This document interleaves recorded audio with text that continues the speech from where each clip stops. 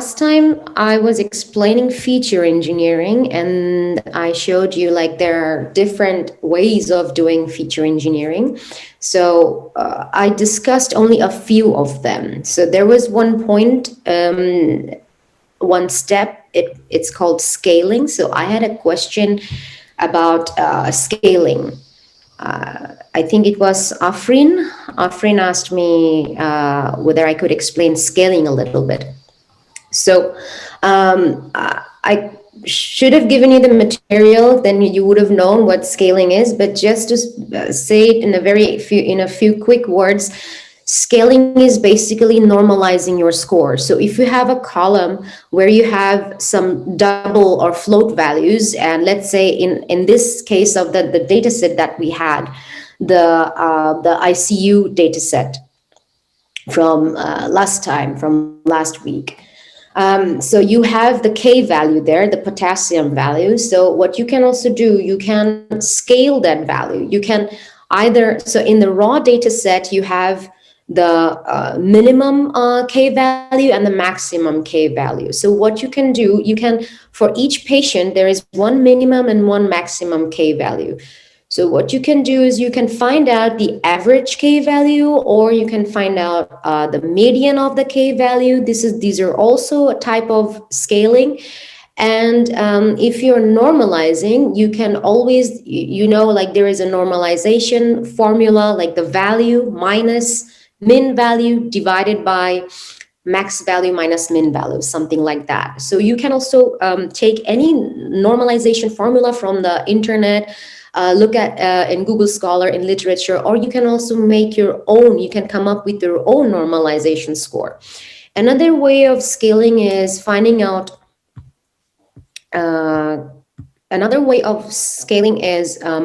finding out the Z score, the standard deviation, and you just subtract the standard deviation from the value. So this is how you can, let's say, normalize your scores. So this is scaling. Okay, so Afrin, is it clear? Okay, I got a question from Rishun.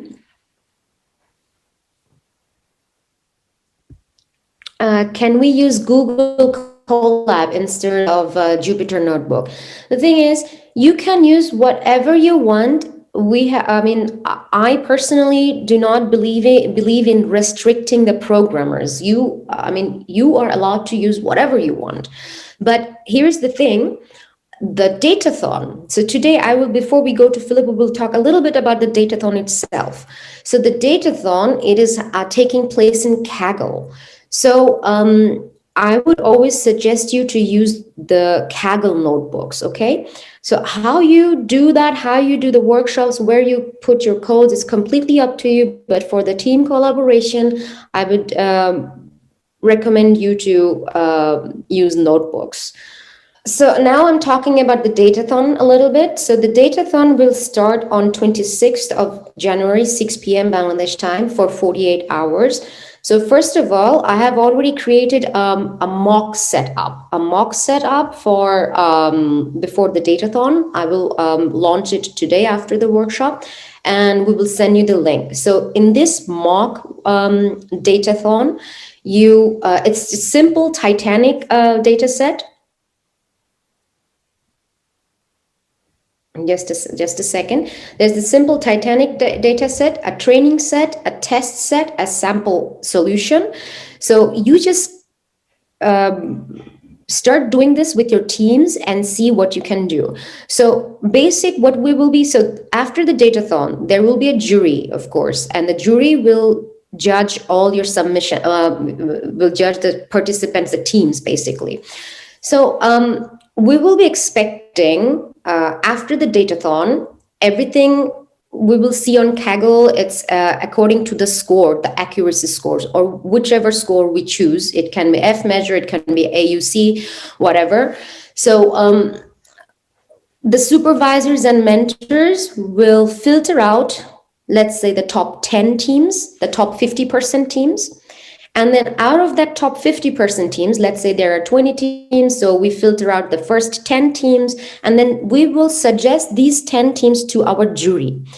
So the jury will then decide and will filter out the top 5 teams. And these top 5 teams will have to present their solutions live in front of the jury online. So the idea is not only because this is, let's say it's a datathon, and our main perspective and objective is not only rise and shine technically, not just be a data geek or something, but also how you sell yourself, how you present yourself. Let's say you have done a huge work, you have done lots of work, but in the end, you failed to present it. So actually, for the outside world, your effort was zero. It hurts, I know, but this is the truth. So technically, we will be expecting you to present the descriptive analysis, that is the data set in the real datathon. You can try it in the mock datathon. We will expect you to provide with a descriptive analysis, what are the variables are there, so like a summary of that. And then you can, so the basic what we need is now you start to train your models. So that in the training model, it's completely up to you whether you use decision tree or random forest or regression. Try it. So for this datathon, I would say start with regression, decision tree, random forest. Try at least 2 different models, and then predict. So you train your model, and then you predict with the test set that you were given, and then you see which prediction is the more accurate, okay?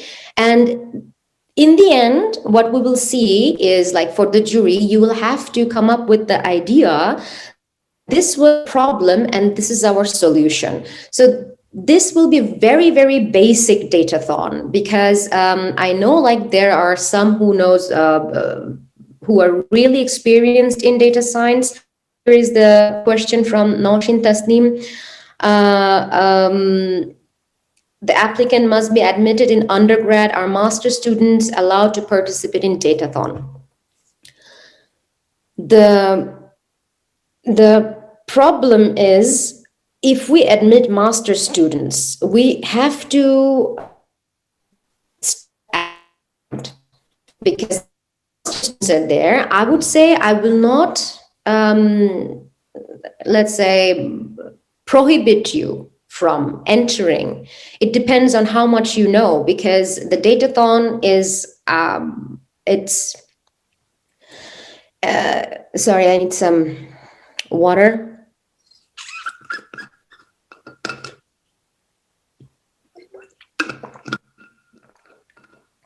So the Datathon, the majority of the participants are undergrad, and they have like little to no knowledge of data science or machine learning whatsoever.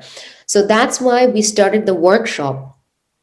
But if a master's student, if that person hasn't had any idea about data science, and if the knowledge level is similar to the majority of the participants, then I don't see why not. But in that case, I would ask you, if you're a master's student, to get back to me or to Humayun from BDOSN, because we will need to evaluate your knowledge. And also about the team building, what I can tell you that before we, let's say, the teams you have built, but I don't want, let's say, the A1 students, the ACE students in one team, and average and like students with no idea of data science or machine learning in one team. I don't want that. That would be really, really unfair. And that's why we will also start this mock datathon, because according to your notebooks, because the supervisor, we are co-hosting the mock, we will see your codes. So if we see that, okay, there is one team with 3 very brilliant girls, kudos to you, more power to you. And there's like another team of 5 girls who are not that strong in machine learning or data science. We will notice it the moment we see your codes. In those cases, we will personally talk to the teams and we will like to swap. Okay. I mean, my point is I want to build up a culture of teamwork and not like, no, no, no, I'm best. I don't want to show you my notes. No, not like that. I'm from Bangladesh culture. I know how we are, how we girls are. I actually want to dissolve this culture because this is not good. This will kill you in your professional life. You need to work in a team. Okay. So any other questions? All right, so I would like to invite Philip. So he's been here from the very first workshop. Philip and our another mentor, Carolina, she is also here. Ooh, I'm so cold. She's also here. So welcome, Philip and Carolina. And Philip will explain. So last time I explained to you the connection in how you connect to a database. If you have large data like this ICU data, then how you can work on a server in the database with a script, Python or R. So, and today, Philip, and plus I should explain you feature engineering. I wanted to explain you the logistic regression, ridge and lasso model, but we did not have the time, and that's why we have decided to skip it. It will be provided as a material. So today, Philip is going to take over from decision tree. So he will explain decision tree and random forest.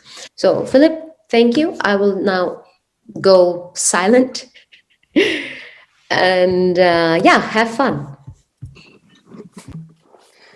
Yes. Does this work? Do you see everything? Yeah. Good. Okay. Cute trees. Thank you. They're from my favorite emoji set. So this is going to be just the basics because I don't want to overwhelm you with a lot of concepts all at once. So I think the parts that I won't mention are a good fit for Carolina's talk next week. So let's get started. What is model fitting all about? The question that you want to answer, of course, is how to make sense and how to explain some kind of data. So if you look at this data that you see here, you see it's kind of longish. X seems to be well explained by Y or Y by X, depending on how you look at it. And what you're interested in. But how would you actually describe that? Like what to multiply X by to get Y, or and what do you have to add to the formula? And the answer is, of course, not like you can guess something, you can put a ruler to your screen and move it around or draw a line in PowerPoint, but you won't do it as well as a computer can, of course. But how do we teach a computer to do that for us? Well, you need to assess the performance of your model, and you need to try it out, right? So you need to basically, in the very simplest way, you need to just try all kinds of combinations of parameters. In this case, the parameter for the slope of your line and the offset of your line. And then you need to somehow measure how good your model is. And this would, and ideally you would apply a function to the results of your attempt to guess the right parameters, and that result would tell you like this is a good fit or those are bad fits. Is that understandable so far? I think I can't see your hands going up or something. So my co-supervisor, please tell me if there's something in the chat. Nothing so far. We will. Excuse me? No, there is no question so far. Okay, great. But other than that, oh, by the way, of course, the kind of performance that you do depends on, of course, what you want to do. So in this case, I'll come to that. So there's another thing though, like both of those can be described by the same line, right? You can use the same line, put it through both, and it will for both be the perfect line to describe them. But is the second one really well described by a line? It looks kind of blobby. It looks kind of not very like a straight line fits the data well. So that is also something you need to assess apart from your model's performance. You also need to assess your significance. Is the model you're trying out actually a good model? Everything I'm talking about here has a lot of applications. For example, there is ways to try a bunch of different kinds of models, like an ensemble model that uses like very different approaches to do multiple models, like and then tries the best. But for the start, I will just go with two things, like one being the performance of the model and one being the significance, of course, of one model parameterized with different parameters. So in this case, with the lines, we could assess the performance by the least squares method, which would basically measure the distance of all of the points to your line, and then the sum of all those distances squared would be your error, and you want to minimize that error, so you just try different parameters, and the error that you get in the end is the and the parameter set that has the least error in the end is the parameter set you want to keep in the end and emit as a result of your model fitting procedure. For significance, the way to assess it is basically, what if we predict Y without having access to X? And the only way we do that is, of course, to guess. We just like say something random. We pick something random, and and in the end, if our model is not much better than that random model, then we can say it's not a very significant one, right? It's like if we can't guess properly, if we can't be better than a random guess, then we should just stick to guessing. That's less computationally expensive. So one question.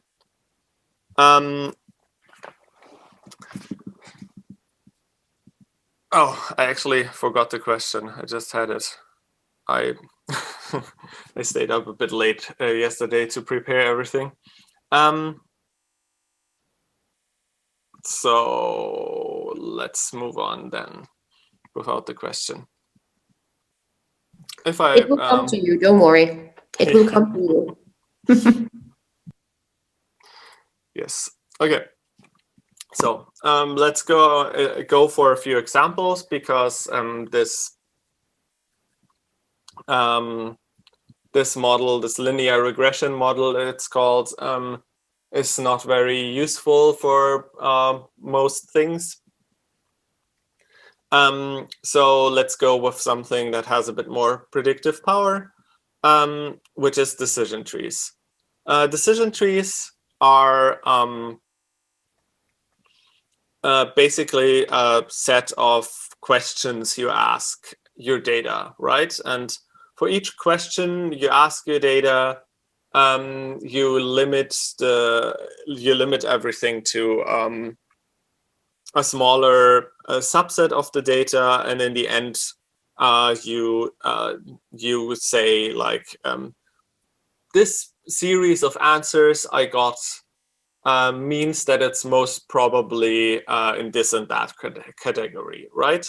So if we want to discriminate those numbers, we can first ask if those numbers are red. If not, we get these zeros here. If we ask if they are underlined, we get those ones and this zero here. So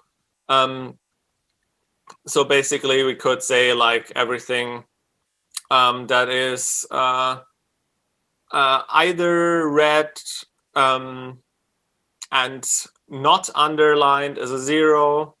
Oh, sorry, either blue or not underlined is a zero, and everything that's underlined is a 1.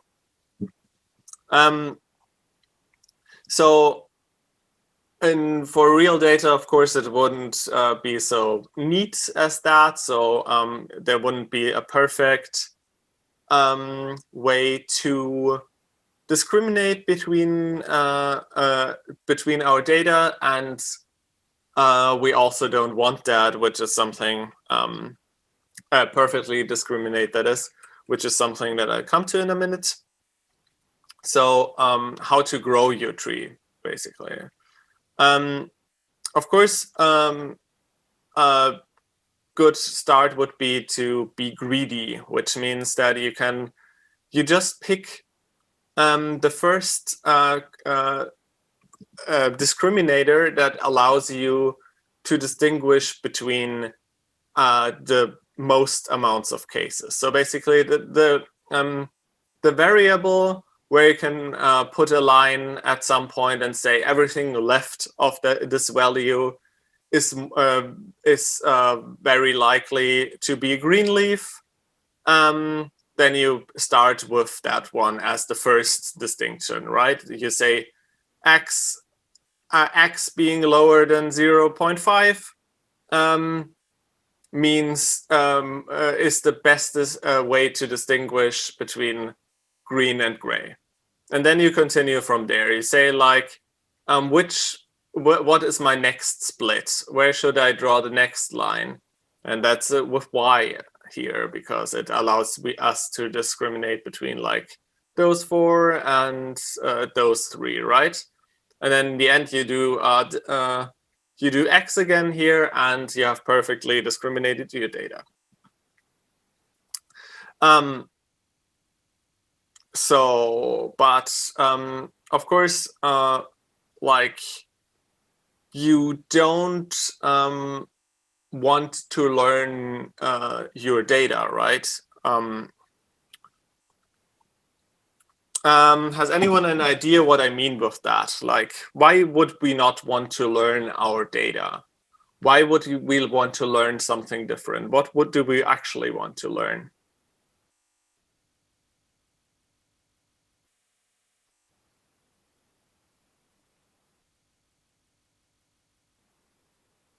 Is there anything coming up in the chat? Yes. It says no. There's also a question. Shauna, you have sent a question, but we will get back to it, okay? Lisa said no. So, Philip. Okay. But it was a why question, so I need an explanation. Do you have one for me? The answer is no.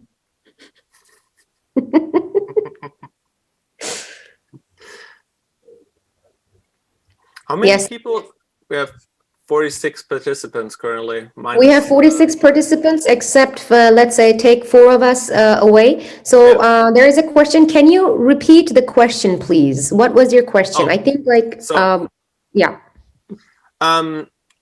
In the left example, which I should have found a way to stop looping because this is probably very distracting, we perfectly discriminate our leaves in this case. But I said that this is not a thing we want usually. We don't want to perfectly discriminate our data and perfectly find a way to put every single data point into the perfect category that it belongs to. And I asked why that is. Why don't we want everything perfectly categorized? That would just mean like we have a perfect explanation for our data, right? But why don't we want that?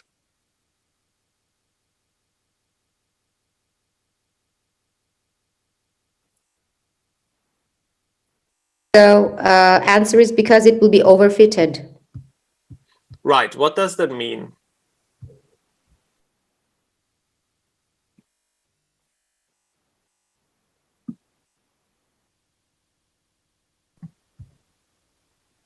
To train our model for critical cases, there is bias. Okay, two different answers, two different remarks. To train our model for critical cases, there is another one, there is bias, and there is another one, it will not work for others, for other sets, I think. Exactly, that's the one I was looking for. It will not work for other sets. It will work only for the test data that you are using. Exactly. Yeah. So, so the reason we want to train a model is because we want to figure out the mechanisms that lie behind our data. So, we want to be able to say, we want to be able to predict something. We want to be able to explain the data in some way. And if we just say, this data point is in this category and that data point is in that category, we could just like do a predictor that's knows about all our data points and perfectly maps those to categories. But that's not helpful because as soon as we look at some data that comes from the same source, but we didn't train with, then we won't have any knowledge. We won't be able to put it into the right category with that. So this is, for example, how an overfitted tree looks. As you can see, the boundary that we wanted to learn is totally violated in some points. Like this single tree works kinda, right? It's like, it looks like a good approximation, but this one has a few like gaps in it. And like, for example, if some data point happens to end up in this little streak here, then it will be assigned to blue, which makes no sense at all because obviously the boundary is diagonal. So obviously, yeah. And we want our models to be as close to something that for simple cases like this, we as humans can see to be obvious, right?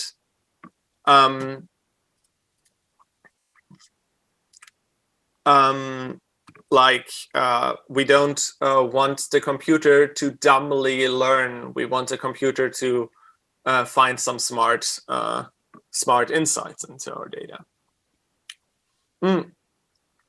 And this is why model fitting also involves the split into like a test and a training set, which means that you that you first learn your model on one kind of data, and then you evaluate its performance on another part of your data which you didn't train on, and that way you know how good it is for data it doesn't directly know. Okay, so that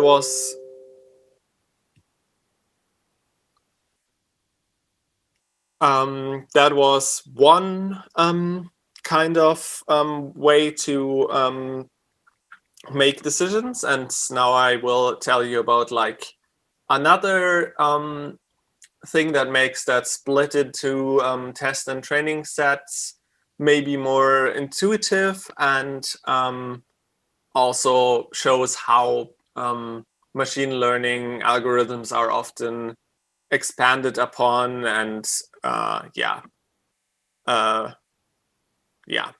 enhanced.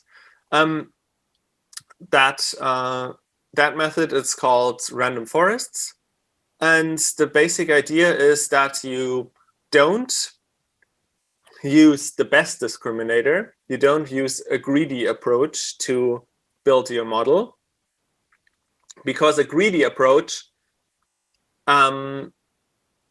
what's the problem of a greedy approach? What's the problem if you take the thing that appears to be best? For example, in our decision tree example here, like, why can it be a bad thing to make the first split here? I should repeat it? Okay. I said before, decision trees work by finding the best discriminator first, right? It's like this one is best able, this one split is best able to discriminate between gray leaves and green leaves. It makes some mistakes, but like further splits will correct those. But why can it be a bad idea to go with this greedy approach and take the best discriminator first in this case? I will wait for answers here. There's still a lot of things to do today, so I'll just continue, I think. It's very simple. It's probably too simple for you all. It's simply the thing that looks the best at first might not be the best in the end. So if you do how do you say, deterministic choice, if you do the same thing every time, even if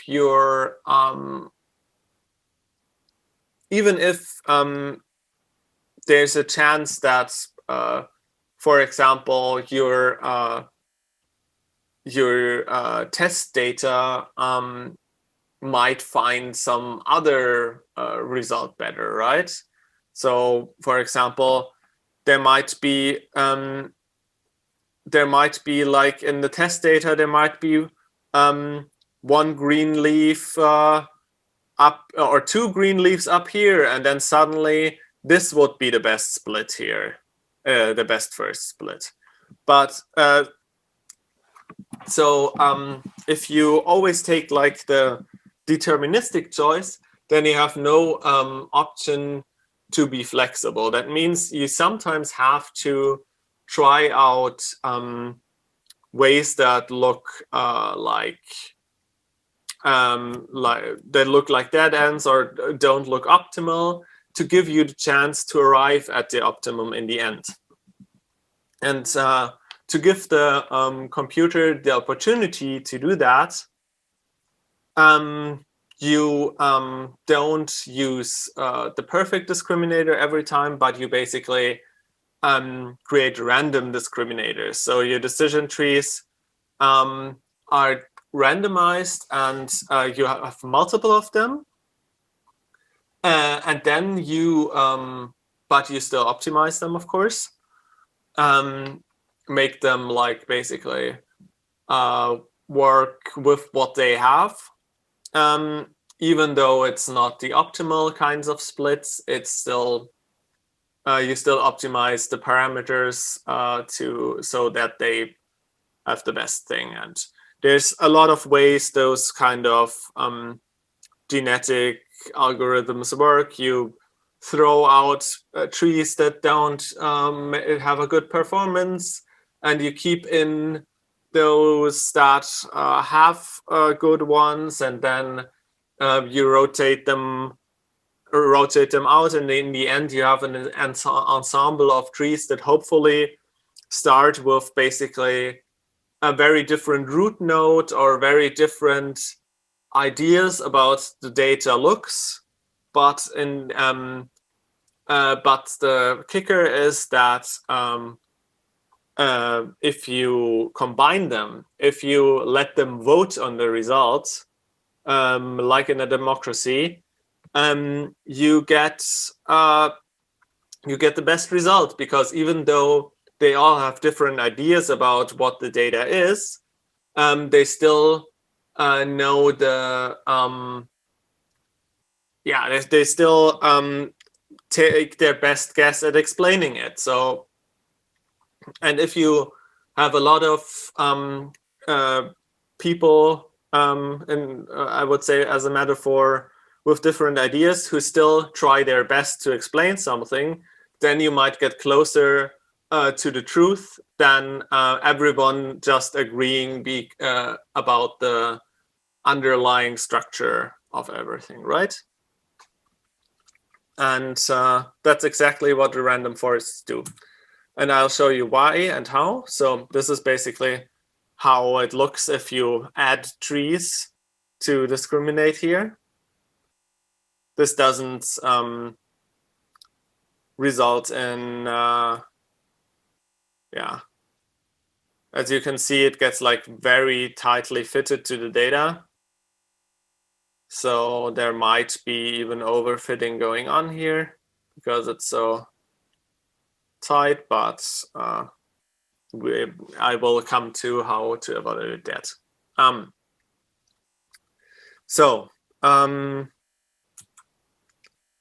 This is, for example, how the boundaries look. Like if you do majority voting, then you don't have like just the step function thing, but you can also have like some indents and a more complex discriminator, right? And why does it work? So, for example, if we have just two trees and this is our data with the categories blue and red, then one will have the idea this is a perfect discriminator for everything, right? And the other one will have the idea this is the perfect discriminator. And if you combine them, then you get the correct result, right? Like this will have a majority vote for red. This will have a majority vote for blue. And here we don't have data, so I guess they vote blue, but with more data, it would make more sense, right?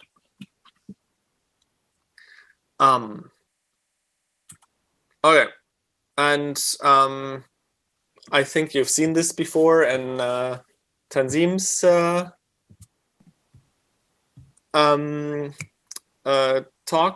a week ago. A little bit. I could not explain everything because, yes. I mean, it was in my slide, but I think lots of people were leaving because it was like 3 hours or something like that. You can just revise it a little bit. Oh, I will not go into depth anyway. Like this is actually Caroline's part. Yeah, exactly. We will just this is just our let's say standard evaluation method for now. Exactly. Like this is basically how you evaluate a lot of classifiers. So if this curve allows you this curve basically represents a bunch of classifiers with different parameters and how how good they are and can be. So so basically, the perfect classifier would have a true positive rate of 100% and a false positive rate of 0%. Most classifiers will be somewhere with the within those here, those lines, and a random classifier is here. Question: what would happen, or what would it mean if your curve was below that, like going like this or something? What would that mean, and what would you do? And I'll get some water while you type your answers. Yeah, my question is, what if the curve goes like this? So I will explain, because somebody explained the true positive rate, and so I will also mention that. So yeah, the true positive rate is the things you predicted as true that are actually true, and the false positive rate is the things you predicted as true that are not actually true. And there's of course other rates, but the true negative and false negative rates, but those two are usually used as called precision and recall. But what if your false positive rate is higher than your true positive rate? What can you do to improve your classifier?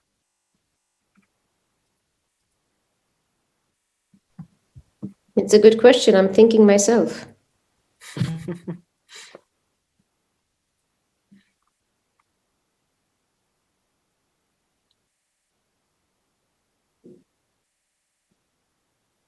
Yeah, it's kind of a trick question. Maybe that's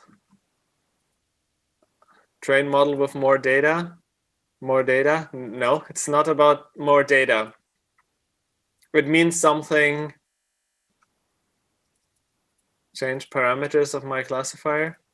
Well, if with parameters you mean meta parameters, because the parameters are what you want to learn, right? And the model fitting process should take care of that and should optimize them. But yeah, it's a trick question, because model fitting will never result in a curve like that. It means you have misconfigured something, and actually you just need to flip your answer. You just need to say negative when you said positive, and you just need to say positive when you said negative before, and then the curve will be mirrored. Yes, Tanzim? Please, you finish first, then I will say. Yeah. If you just answer the opposite of what you answered before, then your curve will be here, and you will have a good classifier. As easy as that. But of course, yeah, this can never happen apart from a programming error, because you're actually training your models so it moves the curve like upwards here and not downwards. Yes? So what I wanted to say also, like as an addition to it, because I was also thinking about if I ever had less than 0.5, I mean less than the this random classifier, if I ever had something like that. Actually, I never had, but I just remembered that my ex-boss from my previous company, she said that the AUC curve can never go like the other way around. If it does, there is something wrong. Most probably the labels are switched. So you need to like check your data set, your input, before you like, oh my God, what's wrong? Yeah. So the negative AUC curve will mean, I think that's what Zanatul Firdausi wanted to mean, if I can understand, like, no, not Zanatul Firdaus, it's Shorna. She said when it's actual negative, model says positive. I think what she means that the negative values are predicted for the positive classes and vice versa. If you mean that, then it is in a sense correct, but this is actually not possible. That's why usually if the AUC curve goes other way around, it's something wrong with the labels. Yeah, okay, sure, yes, but this is not possible. Actually, this is not possible. The negative values to be predicted as positive class, or the positive values, sorry, predicted as the negative class. This doesn't happen usually. Exactly. So Yeah, think about it that way. If you have the perfectly wrong classifier that always like predicts the wrong thing, and it's a binary classifier, you know, because this is about binary classifiers that just say A or B, then you can just say like, yeah, I just flip the answer and I'm always right. If somebody has the ability to always lie, then you can just say the opposite of what that person says and you're right.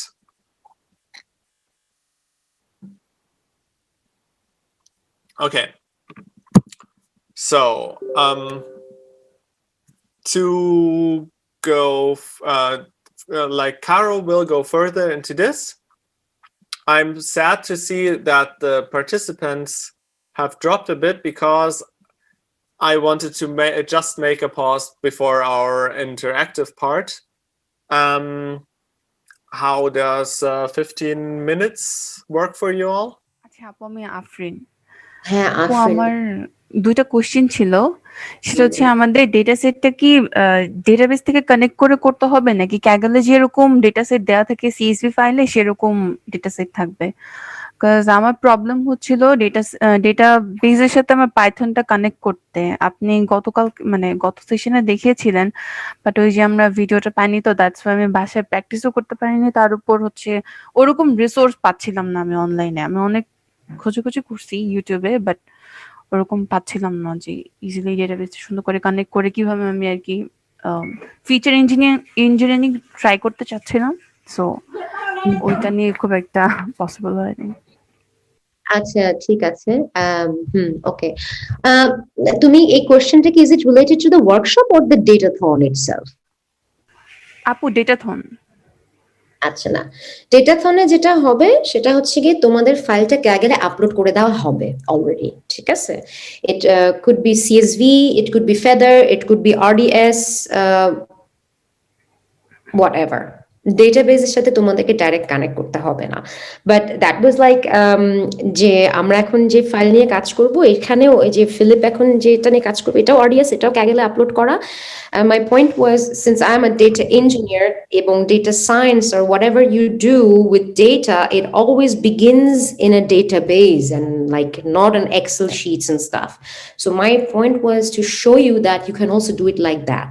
হ্যাঁ, so এটা just like to make you understand যে তোমরা যখন আস্তে আস্তে আরো উপরের লেভেলে উঠবে, আরো বড় বড় ডেটা সেট নিয়ে কাজ করবে। আমি তো জাস্ট একটা রিলেশনাল ডেটাবেস দেখাইলাম, বিগ ডেটা তো আসবে একটা সময়, তাই না? সো বিগ ডেটা জিনিসটা তখন হচ্ছে ওই ফাইলটা তখন আর আপলোড করা যাবে না। হ্যাঁ, so it was just to like give you basic idea that how you can connect to a database and work with a script on the server. So এটা নিয়ে if you have questions, you can like regarding my workshop, my topics, you can always send an email. আমি আমার ইমেলটা না দিয়ে দিচ্ছি এখানে, ঠিক আছে? এটা আমার জন্য সুবিধা হয়। এই যে আমি না, এটা ভুল ইমেল দিচ্ছি। এটা আমি কি লিখছি? আমি আসলে আমার শরীরটা একটু খারাপ, টান্ডেম হক লিখে রাখছি। Sorry, I cannot delete it anyway. So আমার ইমেল অ্যাড্রেসটা দিয়ে দিচ্ছি tanzim.hawk@herwill.org. এখানে you can send me, okay? Send me your questions directly. Anyone, okay? আর হচ্ছে গিয়ে আর কি কোশ্চেন ছিল তোমার?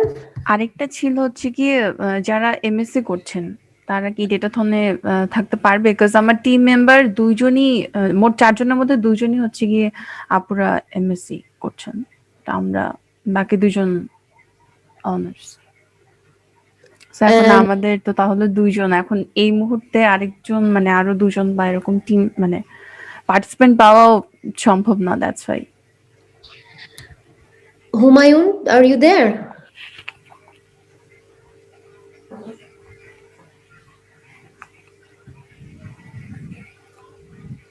Humayun? Yes, I'm here. Can you hear me? Yes, I can. What do you think about it? তোমার কি মনে হয় Okay. ব্যাপারে? Okay. So basically, based on the general information, so we have not circulated like that masters student are allowed because of the most of the participant of Datathon. In a sense, most of the participant of our different events, we are targeting the undergrad only. So.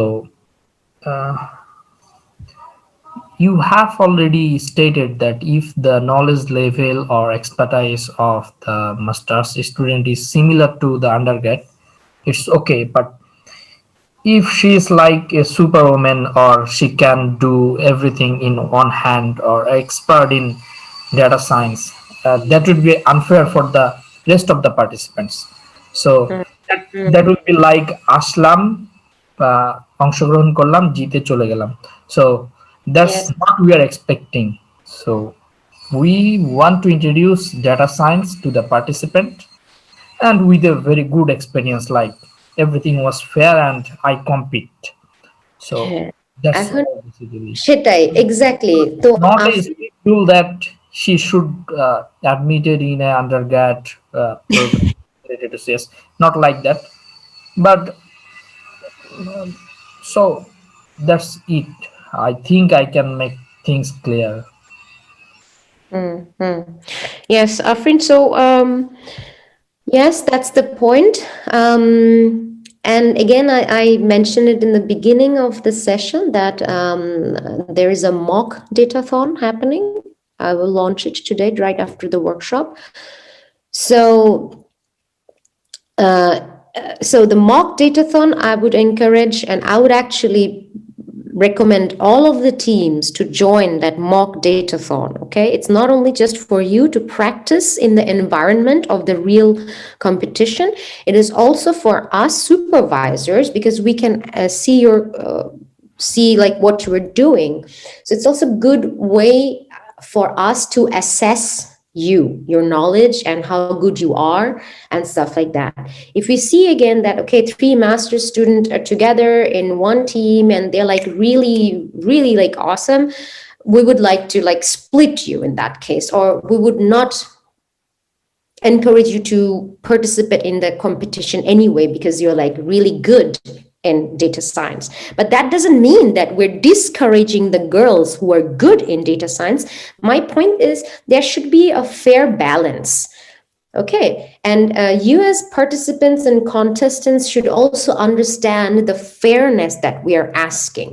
Okay, so এখন আফরিন, তোমার ফ্রেন্ডসরা যার সাথে তুমি আছো, so you can get back to me and we can go for a 101 call and we can discuss everything in details and I will try to assess you and your knowledge. Okay. আপু আসসালামু আলাইকুম। জি আপু বলেন। আপু আচ্ছা, আমরা যে mock টেস্টে অংশ নিব সেখানে কি আমরা ইন্ডিভিজুয়ালি পার্টিসিপেট করব, মানে আমাদের ক্যালকুলেশন থেকে, নাকি টিম করে দেন? না, যারা টিম এর জন্য আমাদের একটা আলাদা individual করো যারা, because like the thing is the deadline for that mock datathon is till 25th.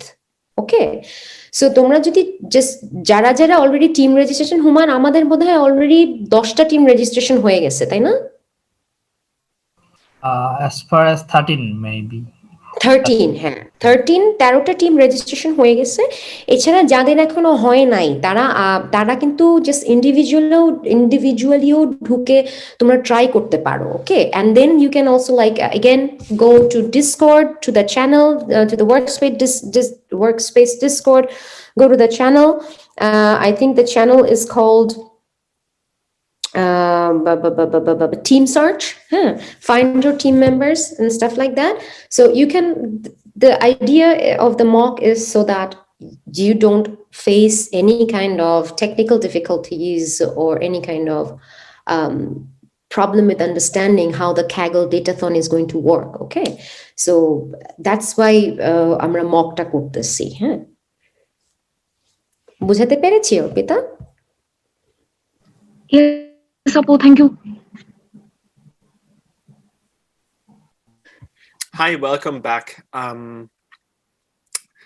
I will just walk you through the code because like there because because of Tanzim being sick, we didn't have the opportunity to give you the homework and all the instructions for setting this up beforehand. So I think setting this up right now is not really a good idea. So instead, I encourage you to take the homework seriously because it will not be much.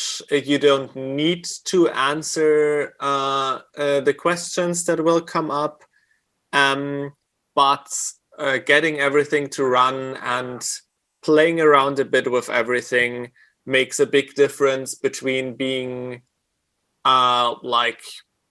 sitting there at the Datathon and doing all that and starting with all that and trying to troubleshoot technical problems that have nothing to do with the actual task at hand and doing that in the coming week because it's much better to do it like in the off time to take like 10 minutes in the evening and doing that and coming back to some answer to some problem that you have then to do it under time pressure if your team like expects you to do something and you're like yeah but Jupyter Lab is not running on my system and so on so yeah I really encourage you to try it out before you go into Datathon. Okay, and now let's go through the code. So this is Jupyter Lab. This with the R kernel because we're still doing R here. On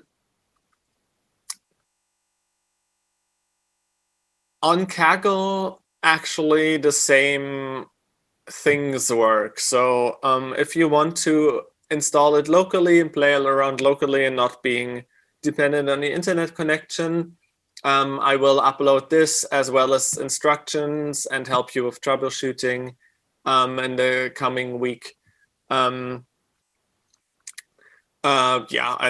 There's like the install instructions here.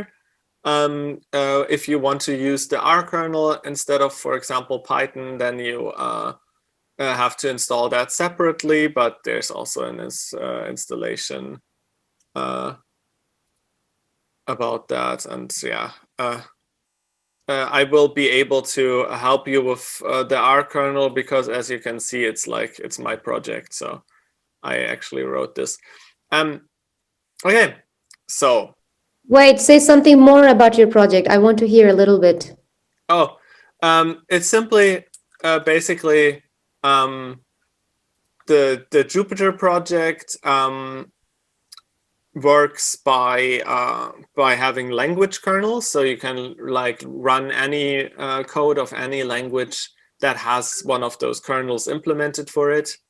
And there was not a good one for R, so I took up like a rudimentary project and made it actually usable. So I can show you things like like this. Like you can hit. Do you see that pop-up window that just popped up with the it reads diagnostic messages? Hello? I can see it, but I'm not sure whether the other participants can see it. Yes, there's one answer. Yes, Right. yes.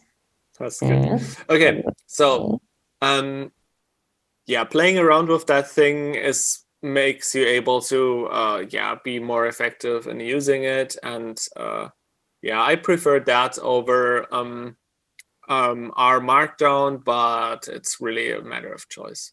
So Philip, you are the author. You are the creator of the R kernel in Jupyter.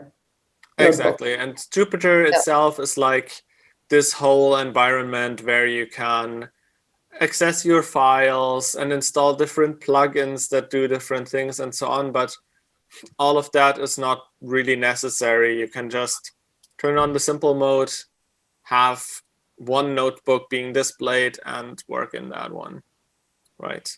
That's awesome. So girls, take notes. Yeah, take notes. So Philip is he created the R kernel for Jupyter. The R kernel just allows you to run the code, which is more complex than you might expect, because it like actually involves things like that. For example, this inspect function, which tells you about, which gives you, like in my case, I wrote it, so it gives you the man page of things, so you can just quickly hit 1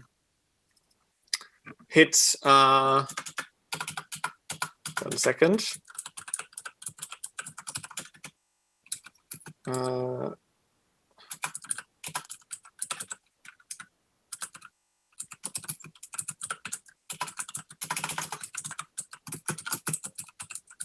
Yeah, which allows you to see the man page, which is very useful to be able to see what's actually what things are actually about, like all the parameters and so on are of course being auto-completed, which is also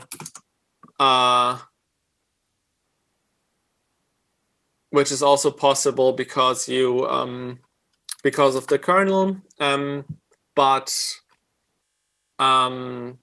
the shift and tab just shows you the man page, which is useful to get like a more high level this is weird, a more high level way to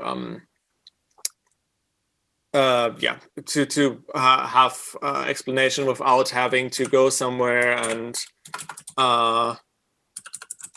type help and get the help like this, right? You can just quickly hit that. Okay, so let's go through the code relatively quickly because I don't want to keep you too long. But if there's any questions, please write. Like if you don't understand what I'm doing here, then please tell me. Like the style I'm using here is tidyverse. Every one of you who worked with R probably uses that, but I will go through it and explain what it's doing. So I start, of course, as everything, by importing the things I need. Not all of it, because it can be accessed by with other syntax, but yeah, the ones that are most useful, like plotting. Then I get some convenience functions. For example, the rock curve that we saw in the last slide I showed you, and I set some options for plotting here, so that the plots are nice and big and not too small to see. Then I'm reading in the data and convert it to a nice, nicely formatted form that shows us like all the types of the columns, which is useful. This is the kind of model we're using. It will be inferred later anyway, so you don't actually see this use, but just so you know.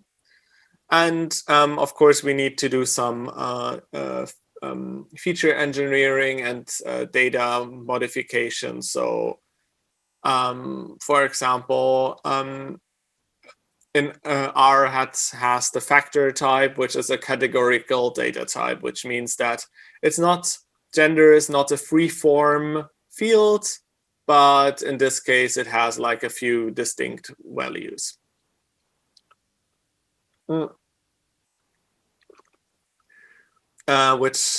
Which is useful for medicine, but not so much in society. Then the data has all its logical values in the form of zeros and ones, and I just convert that to actual logical variables.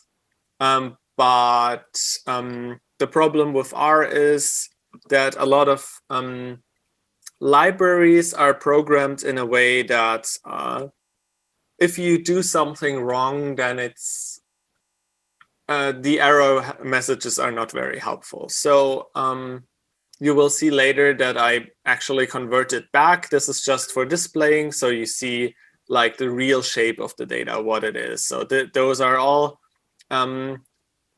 floating point variables. Those this is a logical variable. Those are all 2, and those are counts as integers, right? And this is a factor. Yeah. But the models, this is common in machine learning. The models expect everything to be a number, basically, which sometimes might be a hint that you're not actually doing it right. So some models can't handle binary values, logical values like this, but instead want real numerical data. So, but in this case, it's just as it is. And yeah, finally, after those conversions, I skip all columns that just contain zeros or falses or not available, because those columns are not really helpful for our causes. One thing you can also do is, for example, do some pre-processing, like skipping the variables that have too few positive cases and other things to improve your the shape of your data. And that's how it looks in the end. Yeah, you've seen this data before. Now you see it nicely with the data types attached. This is the function that undoes most of this, like it converts the logical back to integers and the factors too. But and as said, if you don't do that with those machine learning algorithms, they will just fail with some inscrutable error that that nobody understands. So playing around with it, getting to know what is happening, getting to know. Sorry, somehow this just popped up. Getting to know what you're dealing with is helpful to avoid frustration, and don't be afraid to ask in the Discord. Most errors will be errors that somebody saw before, which in the wider internet is of course solved by going to Stack Overflow. But for us, it will be the same errors again and again when people try things out. So now the training and test data is coming up. So in our case, we don't do anything fancy. We don't do something like cross-validation, which or bootstrapping, which allows you basically to deal with having too little data. But this is the very straightforward, just take 70% of your data to train and 25% to test.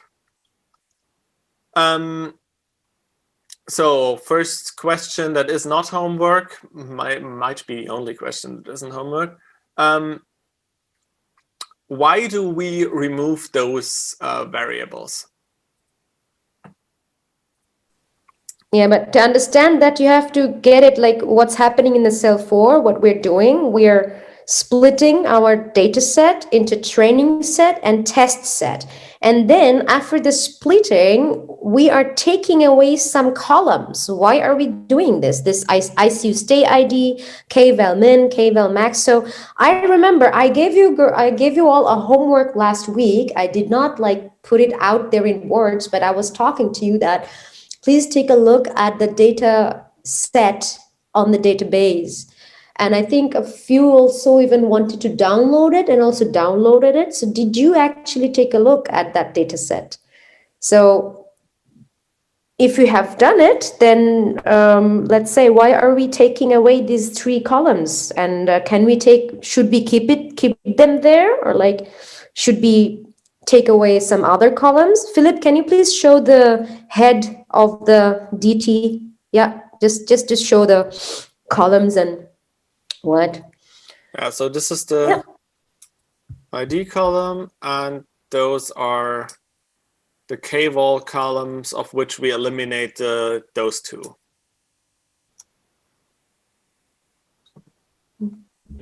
Yeah, there are the answers. These columns are not necessary to predict the class variable. They're not necessary. And why the ID? are they not necessary? Why are they? Yeah. It's true. I mean, it's the correct answer, but yes. But yeah. Just a second. Is Rehab there? Rehab from HerWILL, are you there? Rehab is volunteering. Yes. Can you please? So everybody, just Philip, give me 2 minutes in between here. So Rehab is a doctor. She's a physician, and she can tell you something about the K value and the arrhythmia. This is the patient data set in the ICU who got arrhythmic attack, and the K value, the potassium value, plays a big role here. And so she can tell you, Rehab, if you can explain it in, let's say, very few words, let's say 2 sentences, okay? And just to explain the participants why is like we're taking K-val median and the average, not the min and max, but in the original data set, we had the min and max. So we calculated the median and average ourselves and dropped the min and max. So can you please explain why is this K value important for arrhythmia? Thank you, Charo Apu.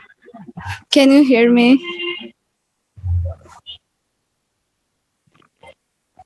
Hello? G, we can hear you, G. Okay, the thing is, potassium is really important for our muscles, heart muscles to work, that is pumping. So when there is increase in the level of potassium or significant decrease, even decrease in potassium, it causes arrhythmia. So the level actually indicates to what extent of potassium the heart is arrhythmic. So it's really important to know the level actually. Thank you very much, Rehab. Thank you very, very much. So now, girls, we are asking you the question again. So we deliberately eliminated the min and max, the K value min and max. But the doctor just explained that the min and max, that is important, exactly the maximum and the minimum. So if it goes below a threshold or beyond a threshold, it can be problematic. So now you tell me, is it actually good to eliminate the min and max, but to keep the average and median? Okay, so I'm asking the doctor again, when will I have arrhythmia if my K value goes below my threshold, right? Okay, here is a thing we always expresses the reference values in ranges when it comes to sodium, potassium, chloride. So the ranges are actually calculated through the observed values over the years.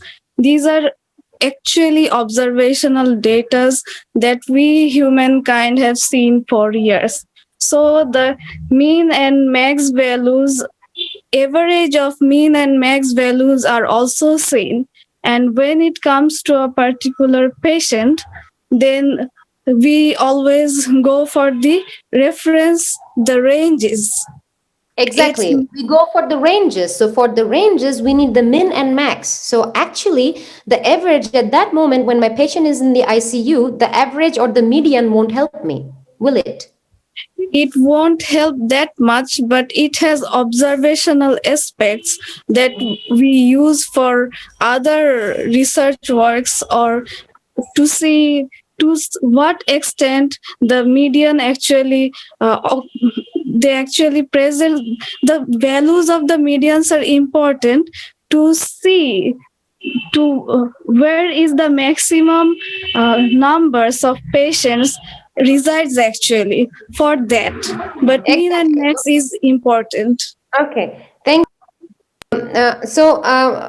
Telling you again to the participants, if you go back to the data set and look at the raw that the original data set had a long time window for every patient. They were observed every hour, and for every hour there was a K value. So the K value min was during that whole observation period, within 3 days, their minimum K value and their maximum K value, and then we calculated the median and average. So what my point is, you have to understand the context of your data.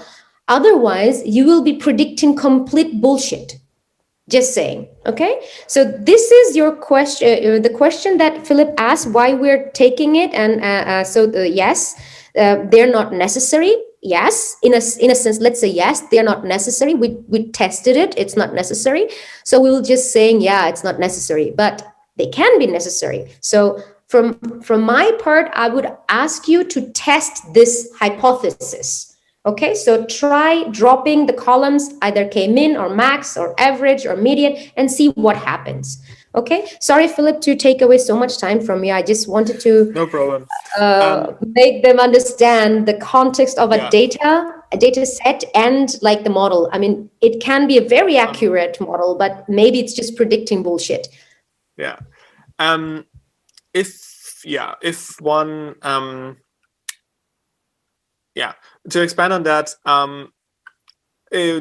what's very important for data scientists is to know what they're actually dealing with. So if there's things that you can know simply from experience, for example, that min and max values are often outliers. For example, like there might be some measurement that just spiked because of a measuring error or something. And if you take that as like a strong signal into your data, then it will confuse the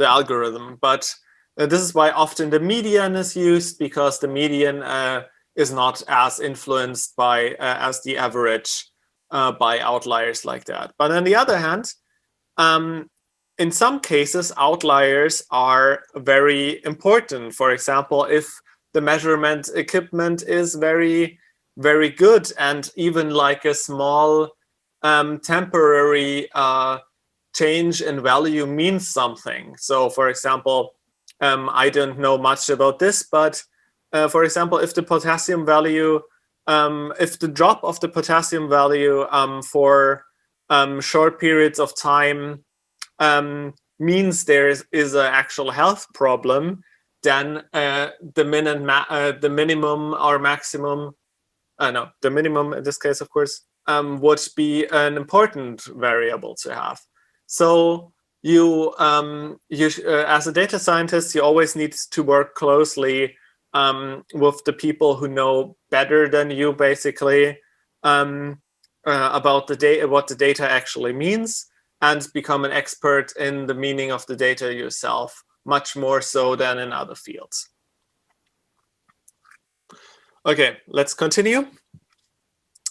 Because time. Okay, so we why do we skip the ID? Of course, because the ID is arbitrary, right? It's like it has nothing to do with the actual data point. It's just a meta variable that is used to identify that data point. After dropping redundant values and values without predictive power, we have our data sets, and we have our training test set and can continue. This is the case where I will gloss over a lot. This is the point where I will gloss over a lot of things, because there's a lot of options to take, and I encourage you to try to understand what you're dealing with. For example, in this case, you can just open like the inspection for this, and you see what options are available. Oh, sorry. Controls in this case means those are the meta parameters.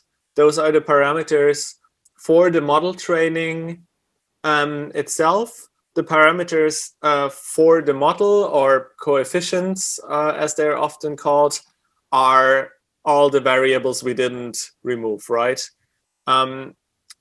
Those are the coefficients are basically how important is that variable for predicting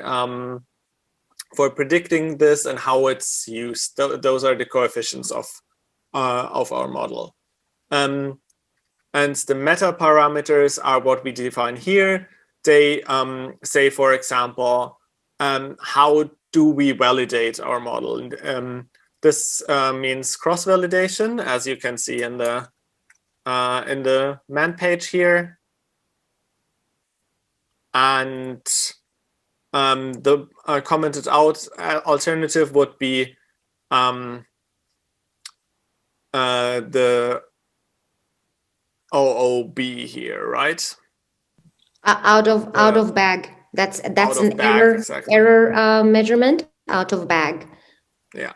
Out of bag error. Which, if you want to understand random forests, would be something to read up on. Yeah, we're using different implementations here, because it's always good to diversify your things. And as said, some things are flaky. Sometimes you might run into a problem that is simply solved by switching to another implementation. So don't fall in love too much with some algorithm or some specific tool implementing it. If there's new and exciting things coming up, or even just things that are more easy to use, be open to try them out and play around with them. Yeah, so as I told you, there's like a lot of options to model things, and they depend very much on the problem you want to model. Like there's no need, there's no use in using the wrong model for the kind of data that you have, or the kind of connections that exist in the data. So be careful that you don't bash your head against the wall trying to make something work that can't work. So always try to go back to the basics and try to check if what you're doing actually makes sense. So this part here is the training that happens. It uses the meta parameters, or in this case being called controls. They're using a very simple model description, or how do they call it? Wait a second. They just call it X. Which one? Which one? Philip? Huh? Which one? Which one? Which parameter? This one. It's target. Called, this is like a target, and you see the tilde and there is a point. So target is like you are training all the columns. You can also write down, instead of a point, you can write down, I don't know, ICU admission MI plus k-value min plus k-value max. You can just choose different features. So let's say we have 16 columns here, I think altogether, like 16 features. If you go to the, Philip, if you can scroll up to the head, the data set. So you see there are like different features: age, gender, Apache 4, Charleston score, vasopressin use, etc., etc., etc. So I think there are altogether 16 features or 17. I'm not sure, but what you can do, you can just choose your own features and predict it, like train it using only those features. So Philip, if you go back to that target tilde point. Yeah, so you are training the model to predict the target. So target is your target column. And if you can show them the target column in the table, Philip, then they will also understand. I think it's on the far right or something like that. Yeah, false, false, true, true. Yeah, something like that. Or Yeah, 0, 1, whatever. I can also show them like the training data set. Yeah. Whoops. What have you done? I hit caps lock accidentally. Yeah. So yeah. So you see this is how the transformed data into the purely numeric form looks, right? Except for target, which is a factor. Yeah. So basically that command is training all of the columns on the left side of the target in order to predict the target. Okay? Exactly. Yeah. And I was just looking for formula, and we're using all of the columns. We're using all of the columns because we already weeded out the columns that are not being used above, like with that code here. Like you could also do that here, basically, if you, I don't know, want to be more flexible in that. But yeah, I think the most common way to do things is to prepare your data and then just feed it in a way that can be used. Okay. That on my PC took the whole training of 2 models just took 17 seconds. And but you might not have the same results, but I don't think it's like I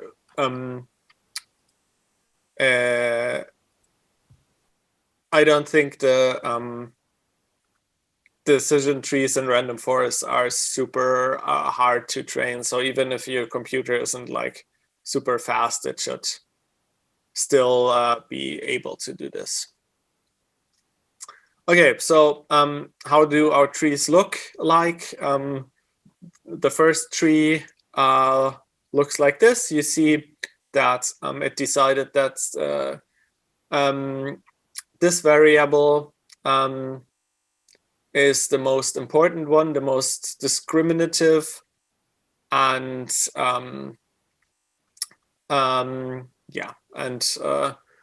going from there, like there's multiple others which allow to bin the data. And the tree is not very big. You can see that like not many of the variables are being used. And it's even possible to use the same variable multiple times, like this one. It's used at 2 different levels. So for this subset of the data that being discriminated here, the admission sepsis variable is more important, is more discriminative, I don't know, than this one. But for this subset, this is the most discriminating. And you see here, there's p-values being supplied, which I talked about earlier. In this case, a small p-value means that we are very confident that our discrimination is significant. That means like a random model would have results very far from the result that discriminating here by admission sepsis is, right? And here you see, as we go lower, the p-value usually like goes up, because like we know this is not as discriminative as the other ones. So it means like it's still much better than a random choice, but it's a bit closer to, a bit noisier, let's say, than the other ones on top here. And the same can be done with the other one. This is just plotting code to make it pretty, I guess. Like, this is not very important to understand all this stuff. But yeah, this library has the ability, when you plot it, to also show like how good the discrimination is. You can see here like it stops making the tree better at points where it's still very good at discriminating things by this variable, right? In many cases, you won't have data that works that way.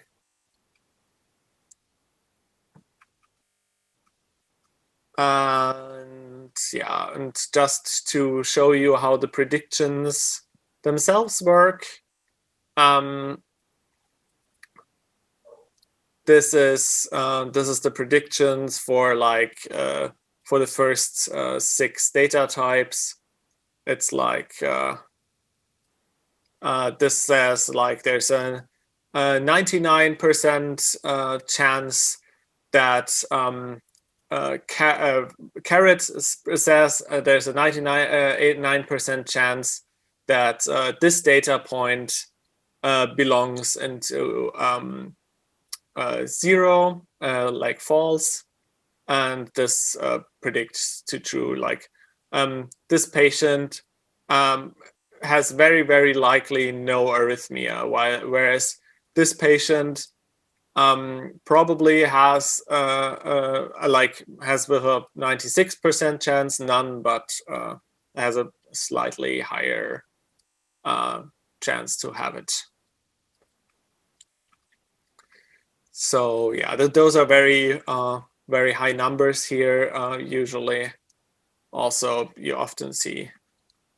I want to say something here to the participants. Can you please show the prediction, the ICU ID, exactly that table? So exactly here. So okay, girls, for the Datathon, okay. So this is, let's say, this is the way how your, oh God, কি বলতে নিছিলাম? Yes, this is the way how you should create your submission file. So you will have a data set, okay? So it is up to you how you train and test the data set, but you will have a test set. We will ask the prediction for some IDs there, okay? So let's say these 6 IDs were our test set, and you just ran the 2 decision tree model, carrot and C tree package, and then you see that, okay, the ID 141244, it's like for the target 0 that he did not get any arrhythmia is 0.98, and for target 1 that he did get arrhythmia 0.12. So now what does it say? What does it say? Does it say that the patient get arrhythmia, yes or no? The model says no. So we will expect you to, out of your output, what you have in the prediction, I would suggest you to create a threshold, arbitrary or whatever you think like. So if the value of you see the values, the 0.98, 0.012, etc. If the value is beyond that threshold, then make it 0, otherwise make it 1. So we will be expecting exactly 2 columns. The submission file that you're supposed to submit in the competition, your result, will have exactly 2 columns, the IDs, of which we are asking the prediction for, and the prediction. So you see, in this case, we will expect all the 6 IDs in one column, and on the other column, you will just say prediction or whatever target, your header, or whatever it is, we will tell you that exactly. But what we want to see there is, in this case, there will be 0, 0, 0, 0, 0. So 0.98 means 1, right? But in this case, it means that the chance of this patient to have no arrhythmia is bigger, is 1. So that means this patient, his target is actually 0.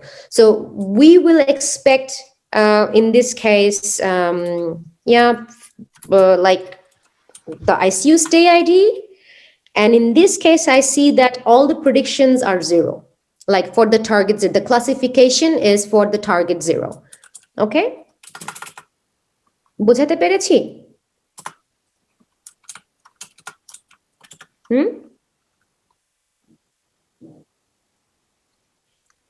Eins,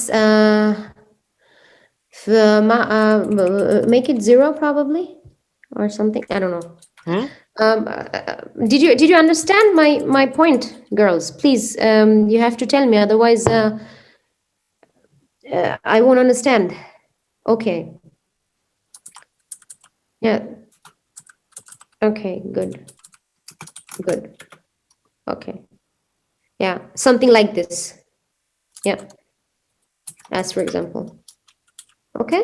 This is the way of, this is how you have to submit your file, your prediction. Okay, thank you, Philip. I will let you continue. Okay, and this is why I showed you the ROC curve again, because you see here, like, the interpretation of that, the area under the curve is 0.56 for the carrot model, and 0.6 for the C-tree model, which doesn't look that great, but yeah. But there's a lot of parameters to tweak. This is just a basic example with a very basic model. Yeah, and now we get to the interesting part of all this, because like by now we have a prediction for something we already knew, right? Because our training and test data, of course, to be able to say if the model got things right, we have to use something where we already know the gold standard or the true answer.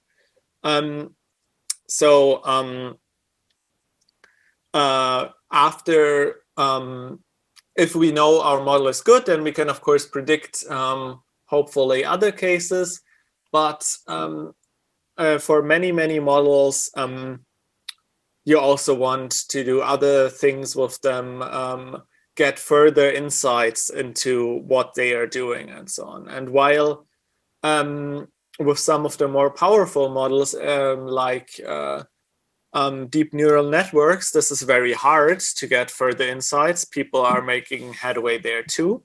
But in this case, it being a simple model, it's also pretty straightforward to interpret its results, which is for the model figured out which variables have the greatest discrimination powers to split the data. And we can visualize them. You see here the vaso use first aid. What is vaso? Is it a drug? Vasopressin. It's. Do we have Rehab here, Dr. Rehab? You know vasopressin? What does it do? It's just a drug against arrhythmia. It's a drug, yeah. Anyway, I think she got a little bit shy last time. It's okay. Yes, vasopressin is. I think it's a vaso is the veins or like the. I guess like the blood vessels. pressure reducing medication. Exactly.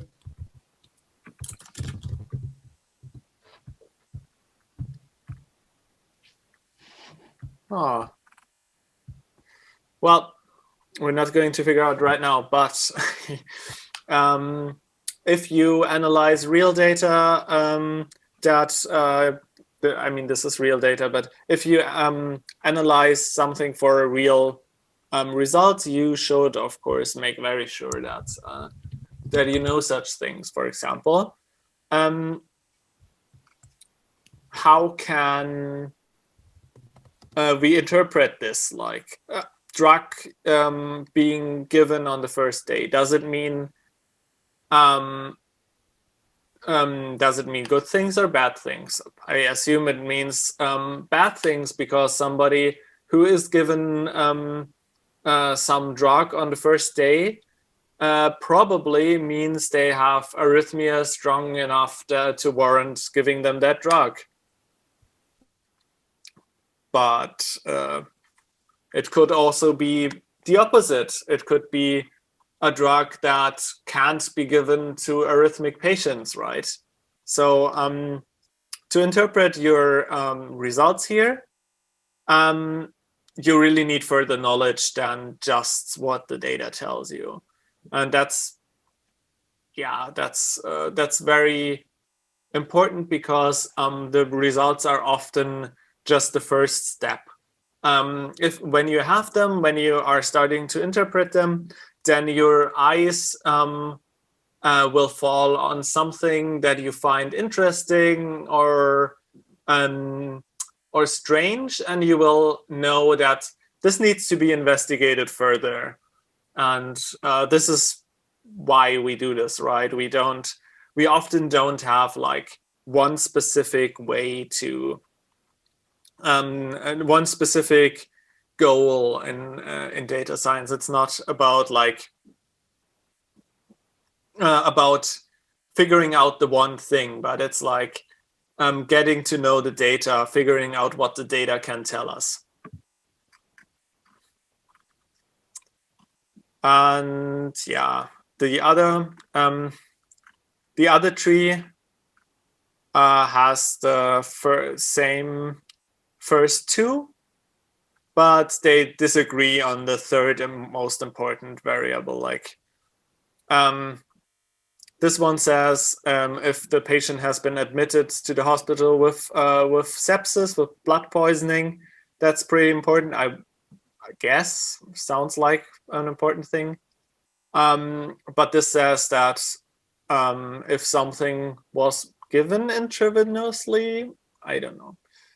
That's no, Apache 4 score. It's a special score that the cardiologists use. It's not intravenous or something. It is Apache 4 score. It's not intravenous. It's 4. Not IV, but 4. I see. No, it's not IV. It's a 4. Yeah, Apache 4. Yeah. Yeah. Also expect when you analyze data that that you will have to guess such things unless you're in a company where you integrate. Or a scientific institute where you integrate the lab work very much with the computational work. Like usually people, for some reason, don't give extensive documentation, which you might have run into. And the same is true for biologists. They just think everybody knows what that means, right? So it's important to remind them that this might not be the case. Okay, and now very quickly, just over the random forest. I don't want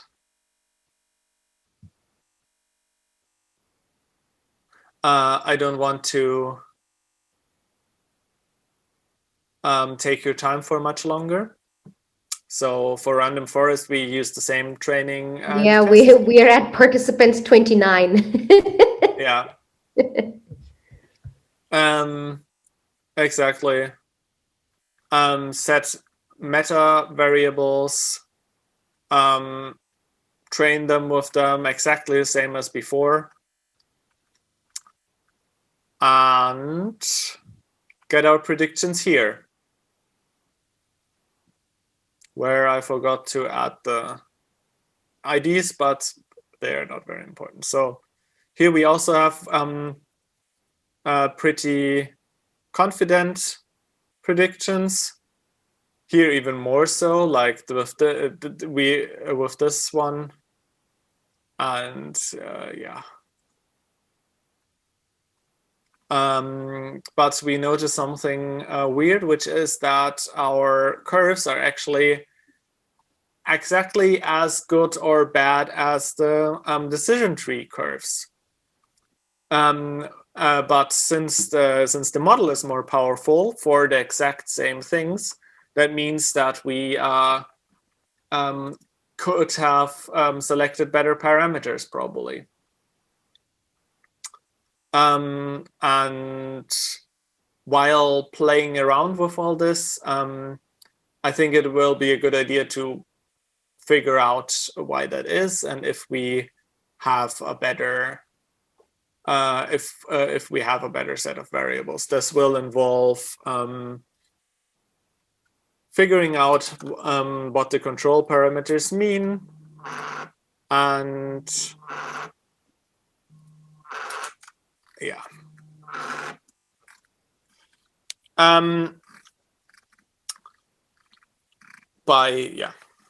By reading the docs, of course.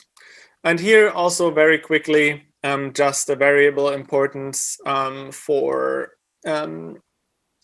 this other method. And as you can see, it found very different ones. So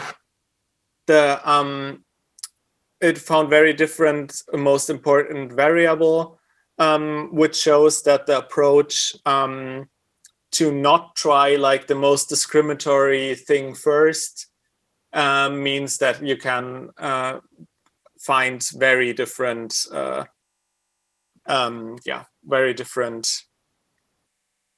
results and connections in your data than just going with the greedy approach. I just want to say something about your the variable importance of random forest. Mm-hmm. Yes. So let me tell you for a fact. In the previous decision, so to everyone else, okay, just be very careful what I'm saying right now, okay? Just because your AUC, your accuracy is better, some model, some accuracy is better than the others, doesn't mean necessarily that that model is actually better or is related to the truth. Because if you remember, the variable importance of decision tree, the most two important variables were the use of vasopressin or ionotrope medicines on the first day of admission, something like that.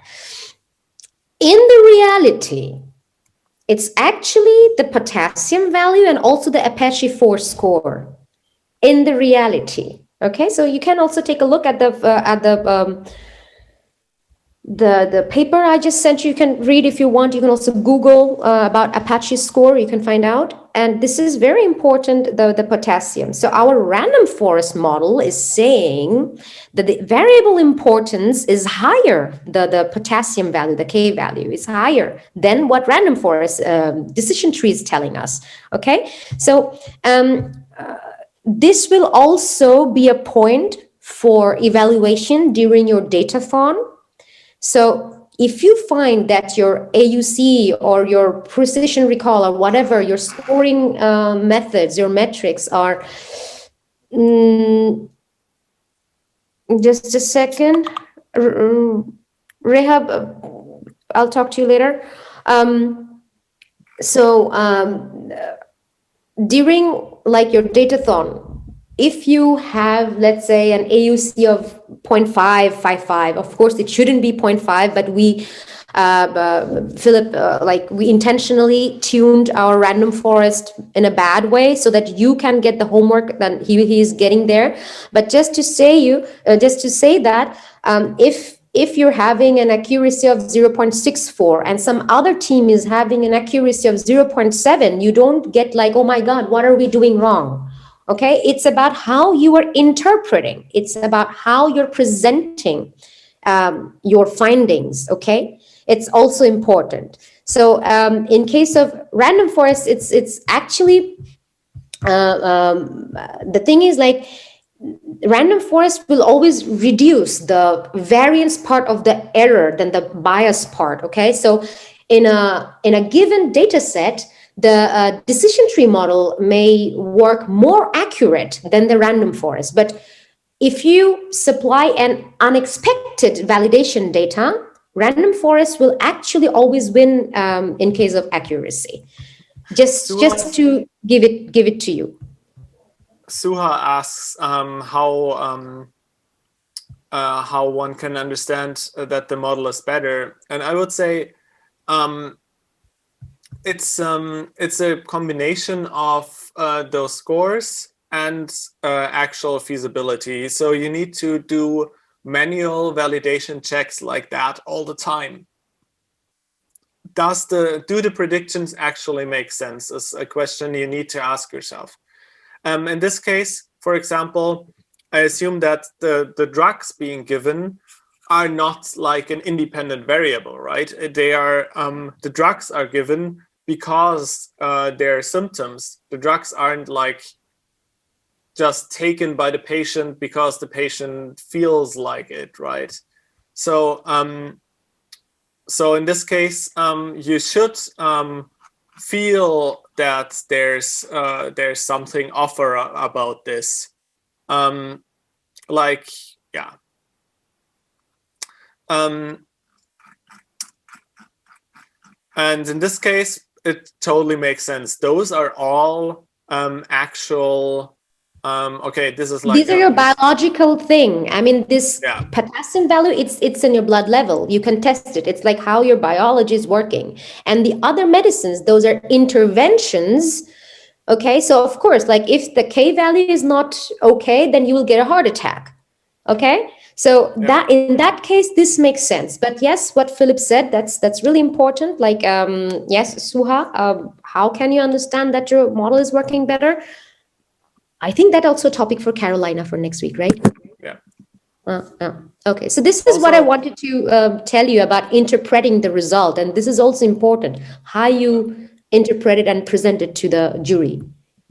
Also, the scores are not very much different. I think they're both like here, Yeah, here we also have 0.58, which is close to the AUC of the other one. So it's not a huge difference, but yeah.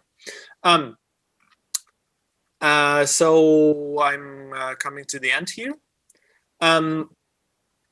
I have some homework questions for you that you can answer, but really the more important things than having answers is getting your hands on this, trying to run it, playing around with parameters. It won't take long. But it will be a very important preparation for the Datathon. The questions are: why do we use a training and a test set?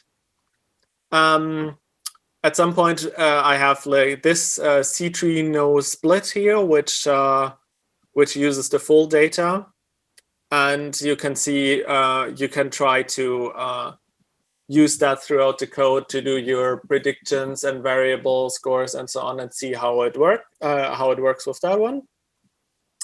Then there's like this is a kind of difficult question, but you might have an intuition about how it works. Why is cross-validation technically not necessary for random forests? And yeah, the last question is about the parameters, like which parameters can we tune to actually get the model to perform better? Since it obviously provides the better results here. Okay, so that's it from me. Thank you for listening. And I'll be happy to answer your questions on Discord over the coming week, and see you. There's a question. It popped up very early. Is it possible to have a model which is more significant but has bad performance than the other model? Like if you have two models, one model is like more significant, but performance is not so good. Is that possible? I'm asking, and also Carolina, if you are there, do we have any other supervisors today? No. Actually, this is not possible. I mean, I haven't seen anything. No, this is actually not possible. I mean, I never encountered something like that. If you are significant, you will also perform better.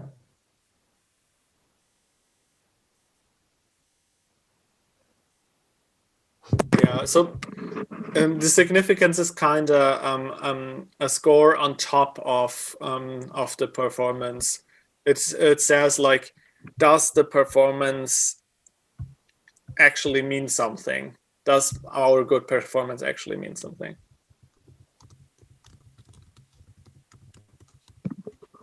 So yeah. Okay. Yeah. Well, the thing is, like, it also depends, like performance or everything else. It's like what I have also encountered in my life in different faculties and different chairs, that every team, every departmental head has their own opinion. Someone will say performance is probably the AUC score. Someone will say, no, it's the precision recall score. And Professor Rost at Rost Lab said completely something else. I was so lost at that time. So this part, I think we would understand this question better in the next session, where we like go into like evaluation and validation of the model. So just to recap, in the first workshop, you got an introduction about the statistical methods from Subbeer, like really hardcore stuff. And then like I started with basic data engineering, database and feature engineering. And like I wanted to show you logistic regression, but couldn't. I'm sorry for that. It took too long last time. And now Philip has shown you some decision tree and random forest models. I mean, how to train your model, how to test them, and how to at least like get a score. Like we fixed this workshop on just the AUC score, because to explain the other scores, this evaluation and validation methods, you will need like some more knowledge, which Carolina will give you. But like you need some scores to evaluate the models. That's why we were using AUC score. And yes, I think the like next session will be another statistical dive down. But this is important. I mean, that will be very important, that one. Okay, there is another question from host in waiting room. Interesting. Doesn't that imply underfitting? If one can I was just answering. Oh, sorry. Yeah, answer. Oh no, all good. Like with the model and significance and so on. And no, what's the answer? The question is, doesn't that imply underfitting? If one can find a model describing the data better, shouldn't that also perform comparatively better to random prediction? Yeah.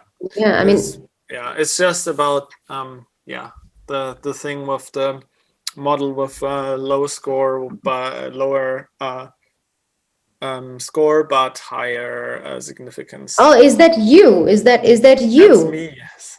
Oh. There is another question. When sample size is too small to train the model, what can we do? Yes, what can we do? If the sample size is too small to train the model, what can we do? Anyone in the room who can answer this question?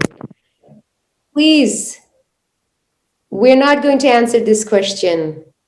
We're giving the question back to you. What do you think? If the sample size is too small to train the model, what can we do? What do you think? Okay, Anana Biswas is saying data augmentation. Okay, Zanatul Firdausi, tumi bolo. Okay, you tell me, what can we do? What do you think what we can do? Please. Don't be shy, just say. If you feel uneasy to speak in English, you can also say it in Bangla. It's also fine. The thing is, like, English is none of ours first language here in this session. Okay, she cannot talk because probably she's having some net problem. Okay, she's having some net problem. Okay, then what is the solution? I found a solution. Anonna just said data augmentation. What would we do? I mean, what do we do?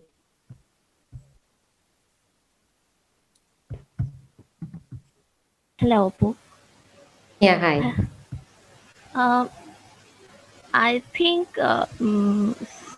some data, if we can modify some sample and add, though that is very crucial because it is disease related, but I don't know actually it is feasible or not, but I think it could be modified or somehow it will work out maybe.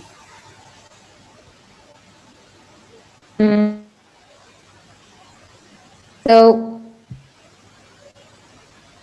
you said like the data augmentation. So yes, here's the thing. Sometimes we do have like very small size of sample data. What we can do, I mean, yes, that is not a to have. We always want more and more data, but sometimes we don't have that much data. So what you can do in that case, you can for the validation of your you can use like you can use bootstrapping. You can also use a leave one out cross validation. Okay, so it's just like take one sample out as the test case and run it again and again. Okay, and what you can also do is you can also increase the number of samples. Just you can make your own synthetic data set.